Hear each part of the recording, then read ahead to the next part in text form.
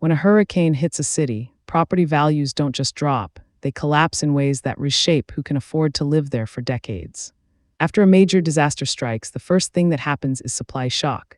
Thousands of homes become uninhabitable overnight, but here's the counterintuitive part: prices don't always fall immediately. In the short term, desperate buyers and insurance money flood in. Landlords raise rents because housing stock vanished, so renters face higher costs while owners hold damaged properties. What changes next? Reconstruction takes time, sometimes years. Permits slow down, insurance disputes drag on, building materials get scarce and expensive. A contractor who could repair a roof for $8,000 before the disaster now quotes $12,000. Labor gets thin because workers migrate to where jobs exist. Meanwhile, property taxes often stay high to fund public recovery. Owners who can't afford to rebuild sell at losses. Who buys those discounted properties? Investors do. They buy distressed properties cheap, wait out the recovery, then sell or rent at market rates once the neighborhood stabilizes. Longtime residents, especially renters and lower-income homeowners, often can't weather that gap. They leave. The neighborhood's demographic makeup shifts, schools change, local businesses that serve the old community close. A disaster becomes a catalyst for gentrification. But rebuilding also creates economic activity. Construction jobs appear, supply chains activate, contractors, electricians, and material suppliers see demand spike. New building codes often mean upgraded infrastructure, better drainage, stronger foundations. Properties eventually become more valuable and more resilient.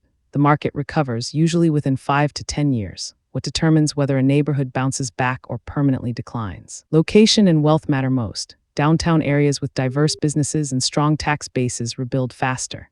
Neighborhoods that already struggled before the disaster, aging housing stock, low property values, limited investment struggle to attract capital afterward. Insurance payouts vary wildly. A homeowner with full coverage recovers. An underinsured or uninsured owner loses everything. That inequality compounds. How does this reshape the entire city? Over time, disasters concentrate property ownership. Wealthy investors and corporations hold more land. Public housing shrinks because it's harder to fund. Rent increases outpace wage growth, the social fabric phrase. Some cities plan strategically affordable housing quotas, community land trusts, equitable development rules. Others let market forces run. The result, cities that come back stronger for some, hollowed out for others. Natural disasters don't just destroy buildings, they expose and amplify existing inequalities in real estate markets. Recovery isn't automatic. It's shaped by who has insurance, who can afford to wait, and who has capital to buy when prices drop. The same event that bankrupts one neighborhood can enrich another. Understanding this explains why some cities thrive after disaster while others never quite recover. This video is for educational and informational purposes only and is not financial advice. Always do your own research.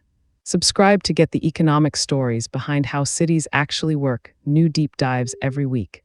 This video is for educational and informational purposes only and is not financial advice. Always do your own research.